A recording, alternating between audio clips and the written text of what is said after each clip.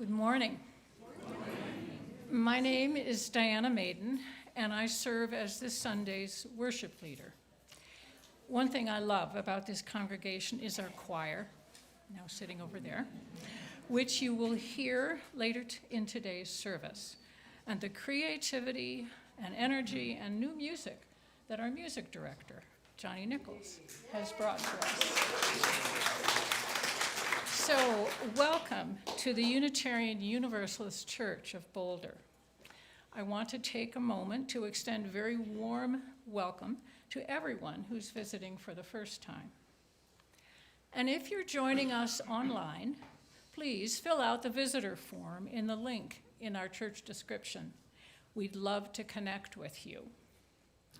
To give you some idea of what we're all about, let me tell you about our mission. We say that here we connect bravely, deepen spiritually, embody justice, and always love.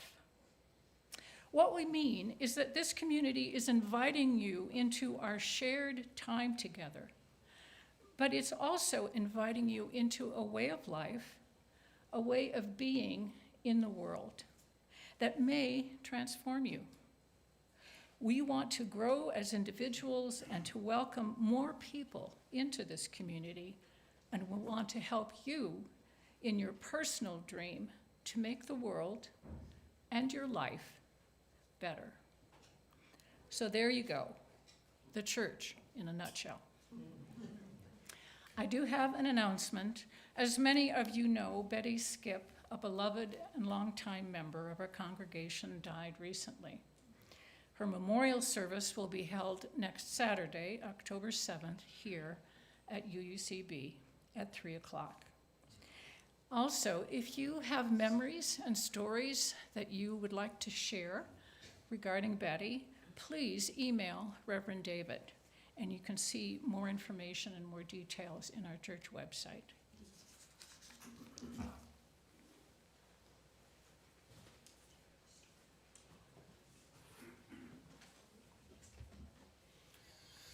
It is awfully good to be back with y'all again. I had two rounds of COVID in September. I more or less went to bed August 26th and woke up September 27th. I'll say too, one of the things I really genuinely love and appreciate about the culture of this congregation is that y'all stay home when you're sick. And when it seems the right thing to do to wear a mask, and I see a bunch of people doing it right now, you do, and it's just not a big deal. That doesn't need a conversation or a comment. It's just part of how we are in the world. I really appreciate the way that we have adjusted to this reality that we're living in. All right, enough business. The Rabbi Michael Lerner writes this. He says, one of the things that gets in the way of the struggle for a life rooted in loving community is the ingrained belief that our deep need for loving community is actually an individual aberration and holdover from childhood fantasy or immature yearning for utopia that the mature individual will eventually overcome. By the time we get to be adults, try this on, see if it's true. By the time we get to be adults, typically we just accept as common sense our own isolation and our belief that the world is just a conglomerate of isolated beings. Outside these doors, that common sense idea that we're isolated, it crushes and beats and breaks us 100 times a day, direct or indirect. You hear this message. You are alone. It's up to you and only you. That lie is subtle and persuasive and total, and in part that is why I turn so often to these words that I began our service with. Come in. Come into this place which we make holy by our presence. Come in with all your vulnerabilities and strengths. Come in with your fears and anxieties and loves and hopes, for here you need not hide, nor pretend, nor be anything other than who you are and who you're called to be. Come into this place where we can heal and be healed, forgive and be forgiven. Come into this place where the ordinary is sanctified. The human is celebrated, the compassionate is expected.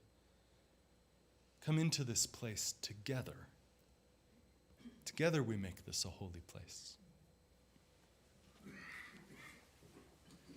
Good morning.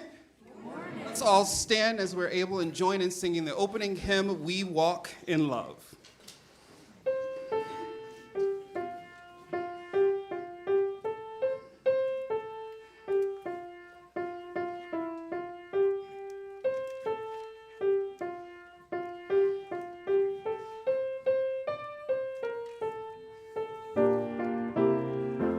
Let's sing. We walk in love, united in purpose. We join our hands and lift up one voice. We speak the truth with strength and compassion, resounding with hope, with courage and joy. We cry for peace and rights for all people. We welcome friends from far and near. We fight for those whose voices are silenced, resisting in faith until all are free. We dream a world of justice and kindness. We build a bridge, creating new paths. We march for joy as all walk together, embracing each one. We boldly stand. You may be seated.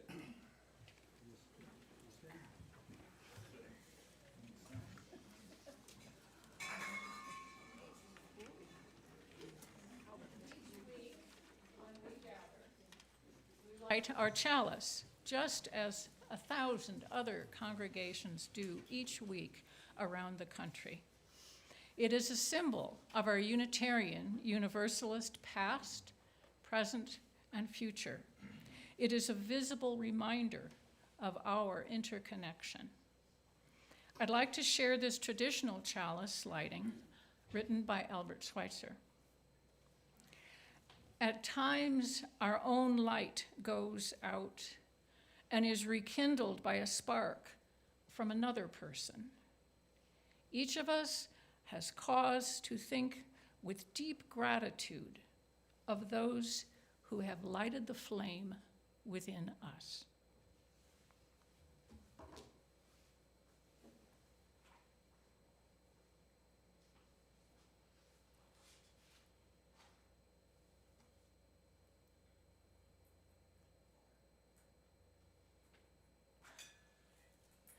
Doesn't want to let go.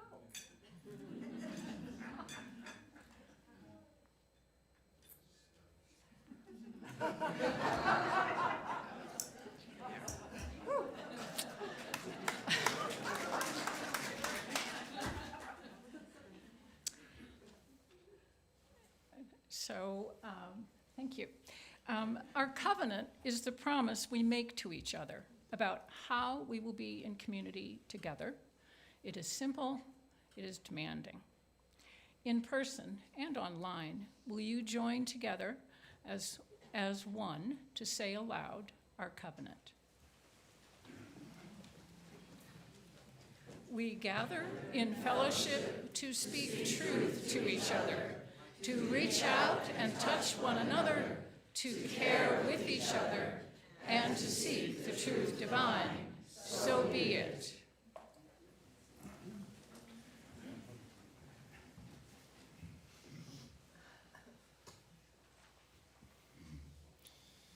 I invite you into time for prayer and meditation. Let's begin with a breath together, slow.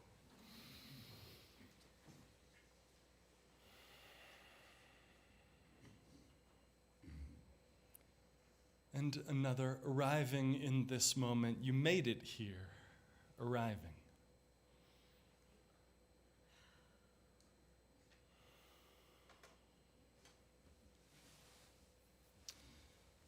For our meditation this week, I share words from the poet Richard Blanco, and I invite you to hear them, the rhythm and sound and feel.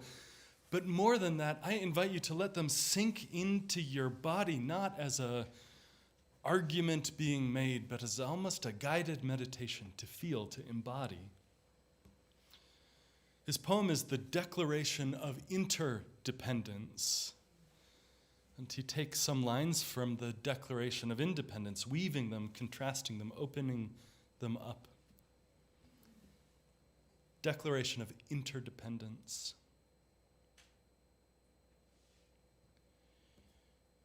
We are a mother's bread, instant potatoes, milk at a checkout line. Her 3 children pleading for bubblegum and their father.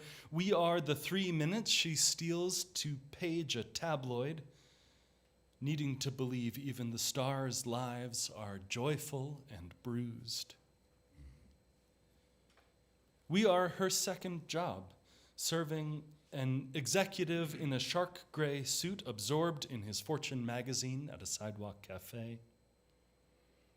We're the shadow of skyscrapers, like giant chess pieces in a game he bet his family on and lost. We're the lost. We're a father who can't mine a life anymore in a town where too much, too little has happened for too long. We're the grit of his main street's blacked out windows and spray-painted truths. Or a street lined with royal palms, home to a Peace Corps couple who now collect art and winter in Aruba. We are their dinner party talk of wine and picket signs once wielded, retirement accounts and draft cards once burned. We're there knowing it's time to do more than read the New York Times, buy fair trade coffee and grass-fed beef. We're the canned corn of a farmer who plows into his couch as worn as his back at the end of the day. We're watching news, having everything, nothing to do with the field dust in his eyes or his son nestled in the ache of his arms. We're his son. And a black son who drove too fast or too slow, talked too much or too little, moved too quickly but not quick enough for a bullet. We are our dead. We are our blood-stained blackboards, dance floors, church pulpits. We're the living who light vigil candles, and the cop who didn't shoot. We're the inmate with his volunteer teacher diagramming sentences, the Buddhist alongside the stockbroker serving soup at a shelter. We're the grandfather taking a selfie with his grandson and his husband, the widow's 50 cents in the collection plate, and the golfer's $10,000 pledge for a cure. We hold these truths to be self-evident. We're them. They're you. You're me. We are us. A handshake, a smile good morning on the bus, a door held open, a seat we give up on the subway. We tend restrooms or sell art. We make huevos rancheros or herbed salmon. We run for mayor or restock shelves, work a backhoe or write poems. We are a poem in progress. When in the course of human events it becomes necessary for one people to fulfill the promise of being one people,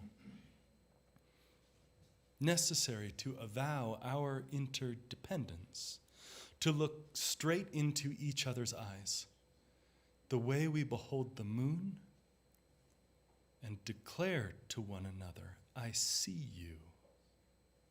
I see you. I see you. We'll be together in silence for a few moments.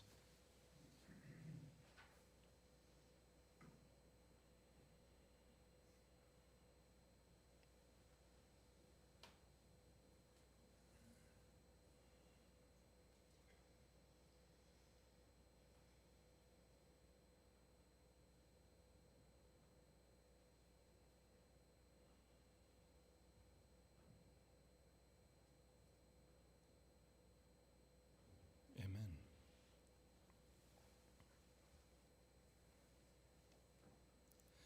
Our commitment to connect bravely means that we are called to be glad with those who rejoice and to weep with those who mourn. Each week, we set aside this time in the service to make visible in ritual the joys and the sorrows that are shaping our lives.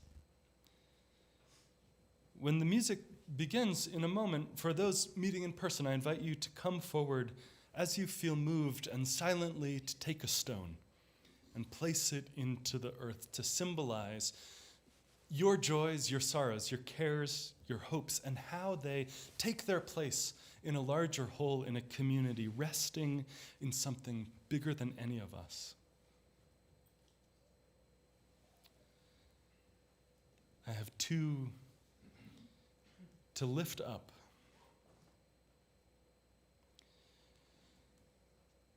First, after our earlier service this morning, one of our visitors and neighbors had a moderate health emergency. Paramedics came, took good care of her. I'm grateful in that for the responders who showed up for her, and for that reminder that nothing's guaranteed, but there's a community of care that surrounds each of us.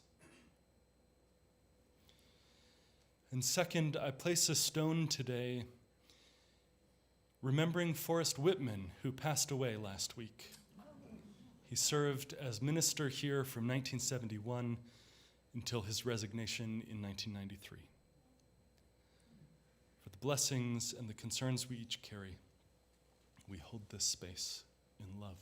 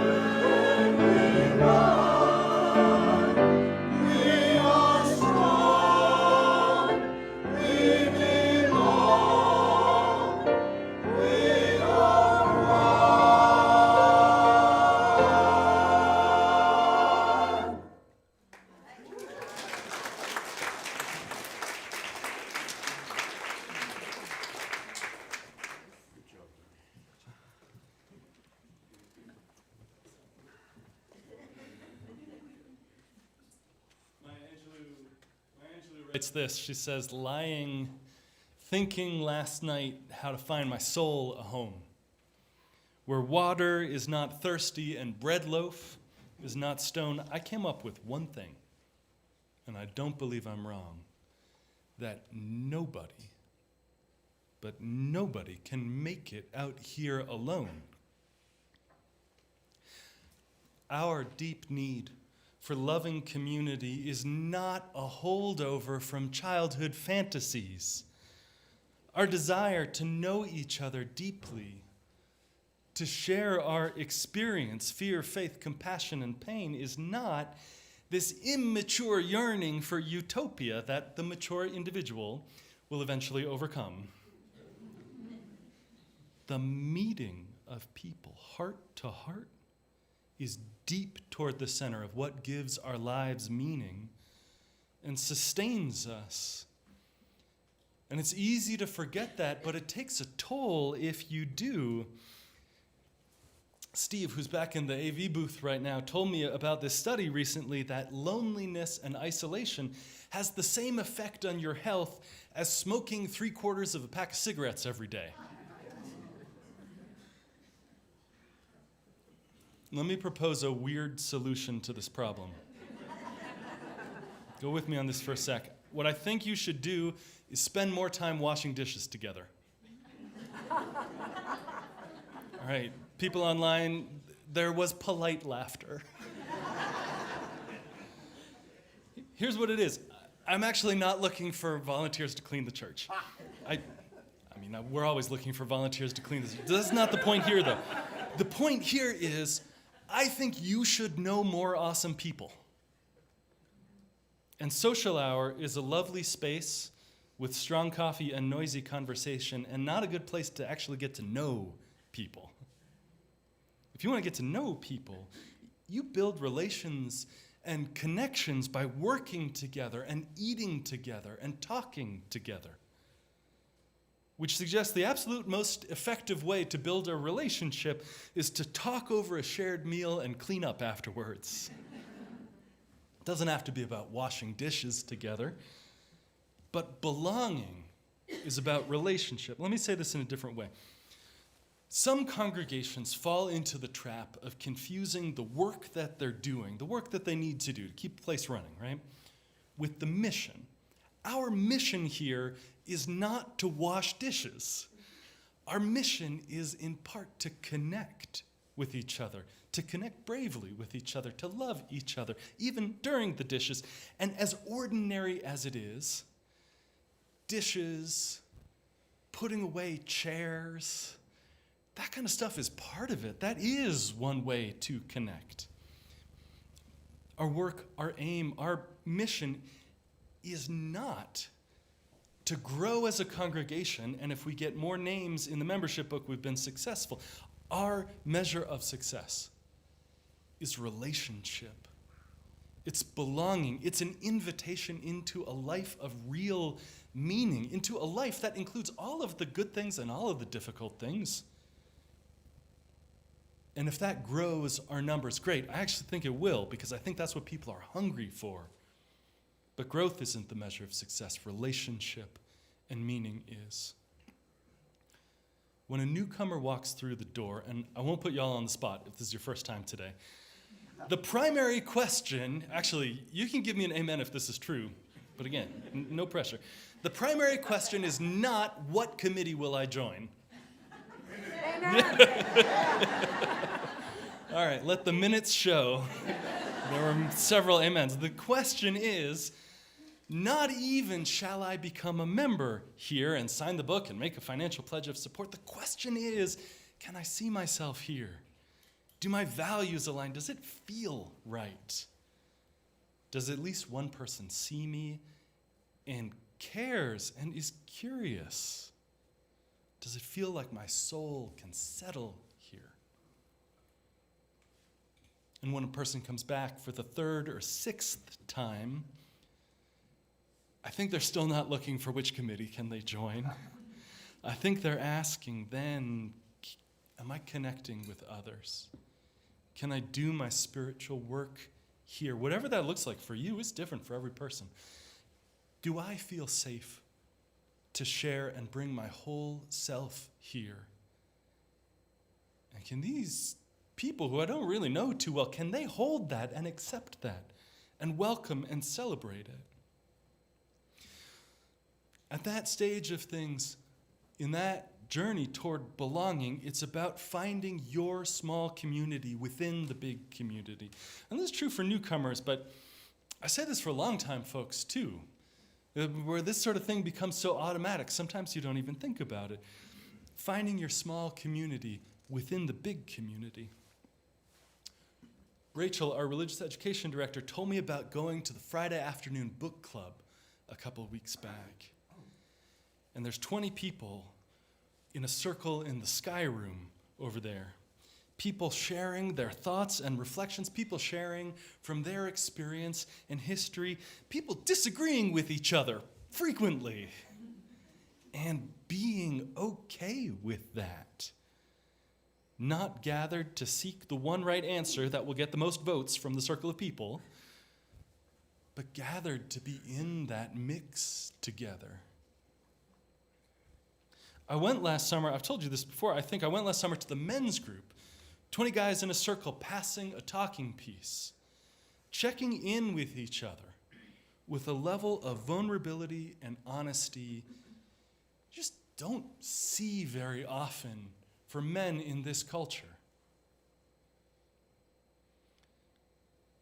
Someone told me about the experience of going on a teepee raisers trip last spring, a dozen folks going down to the Hopi Nation to learn and work and get to know folks, going with curiosity and humility, not to solve their lives for them, but to graciously accept an invitation to be part of those lives. All of those are finding your small community within the big community. I was here the other week as choir members were just starting to come in for rehearsal on Thursday night. That is your small community within the big community.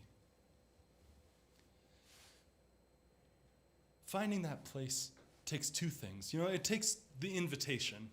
It takes that invitation that says, hey, come sing in the choir. Hey, come down to Hopi next time. Come to the men's group. And then it also takes the bravery to accept it. And I don't want to downplay the second half of that equation. That second piece, the bravery to accept the invitation to be in relationship, that is real. The very first week of divinity school, my first week of seminary, I'm sitting there in a room of 80 people. We're in those big, great round 8-person, 10-person circular tables in a church basement somewhere in Boston. And the question prompt for us is these beautiful, honest, vulnerable questions to get us sharing and connected with each other. And that was, for David, age 22, way too intimidating to actually do. My ego and identity was so wrapped up with being the smartest and the best and the fastest and the quickest in the room. I didn't know how to be vulnerable then. It was too hard to accept the invitation. For who I was at that time, it's too hard to accept it.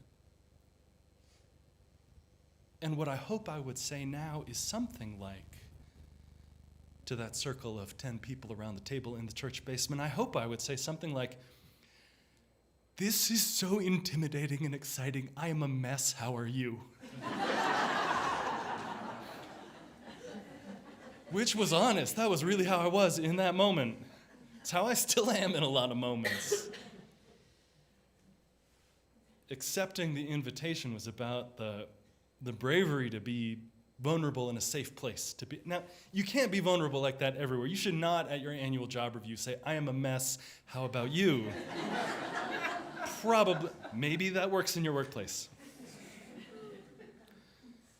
But in those spaces where it is deliberately designed to be safe in that vulnerability and you're invited into it, it takes that bravery to show up with all of your messed up self. I say this as a messed up person.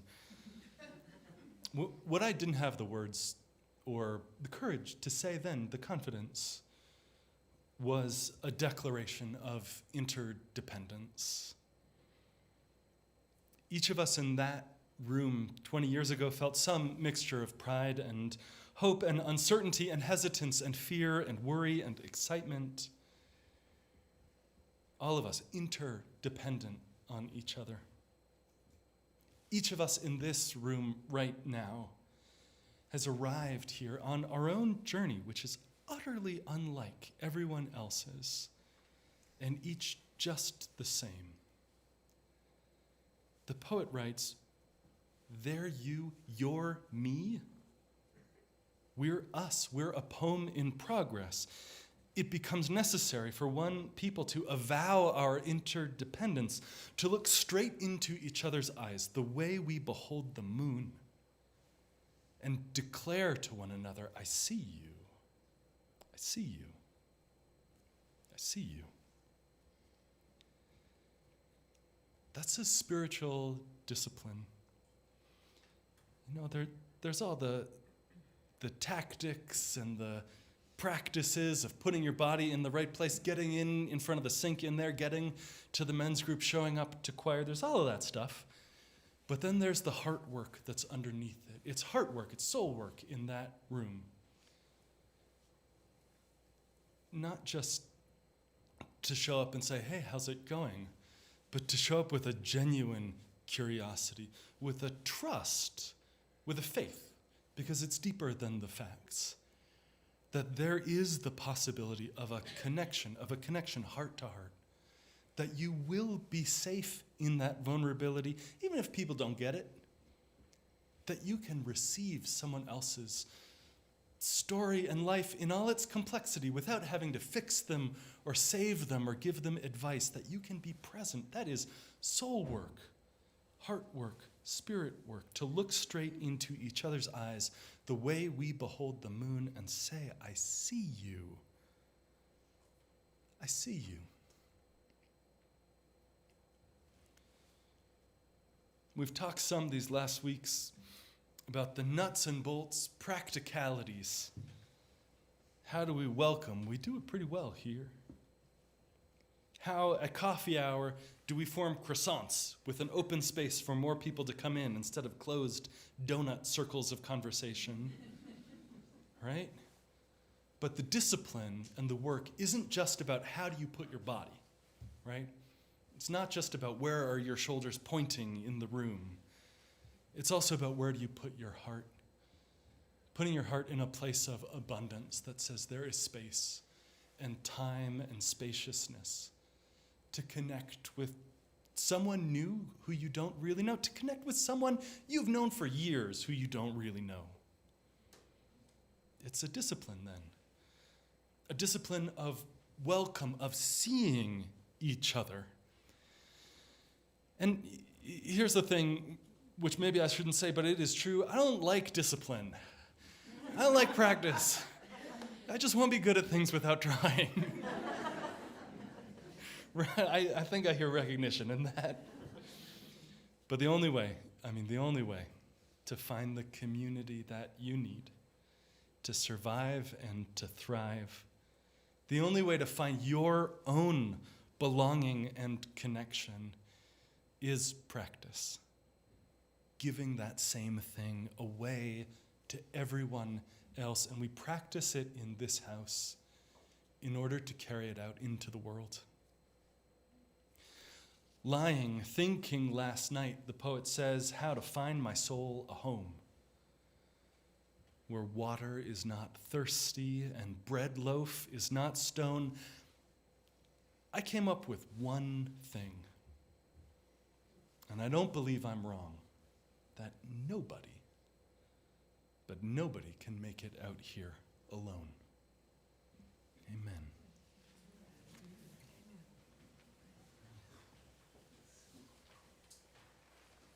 Let's join in singing the musical response, We Would Be One.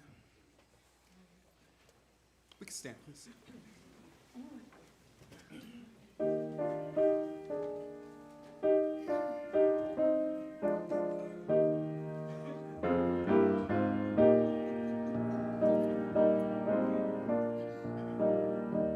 And let's sing.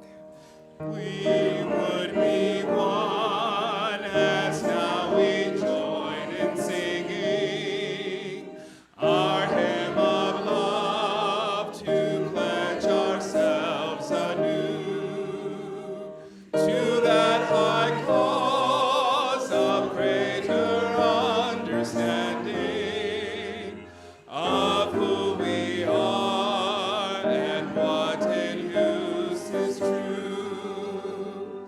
We would be one in living for each other to show us all a new community. We would be one in building for tomorrow, a nobler world that we would know today. We would be one in searching for that meaning which binds our hearts and points us on our way. As one we pledge ourselves to greater service, with love and justice strive to make us free. You may be seated.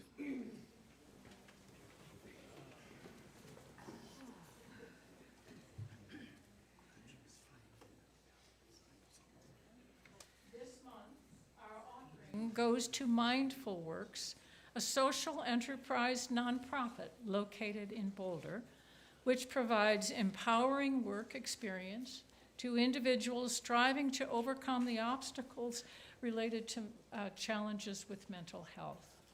Our member, Carrie Ray, nominated Mindful Works, and I would delighted to welcome Tracy Garner, a program participant, and Carrie to tell us more about the mission of Mindful Works.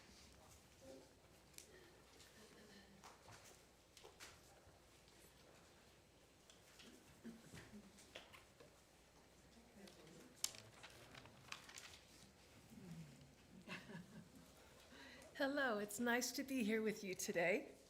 I've been with Mindful Works for about 3 years. Mindful Works is a social program that helps adults with disabilities get back into the job force. When we find a job, that person has a graduation. Mindful Works has given me confidence, and I've done things I never thought I could do.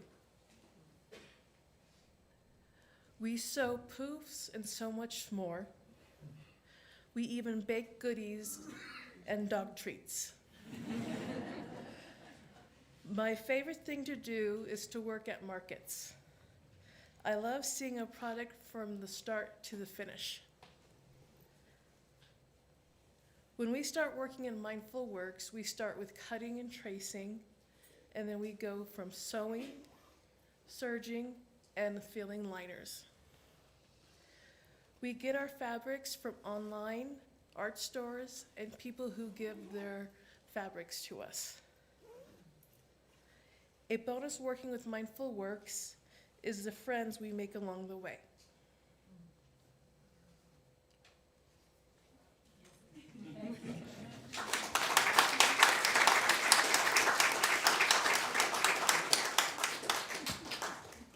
Thank you, Tracy, and thank you, Carrie, for nominating Mindful Works. I invite you to give as generously as you are able. For those online, you can use the QR code or find a link in the video description. For those gathered in person, you can scan the QR code or make a donation as the ushers now pass the baskets. May our gifts be used to enact justice, bringing peace and love to the Boulder community.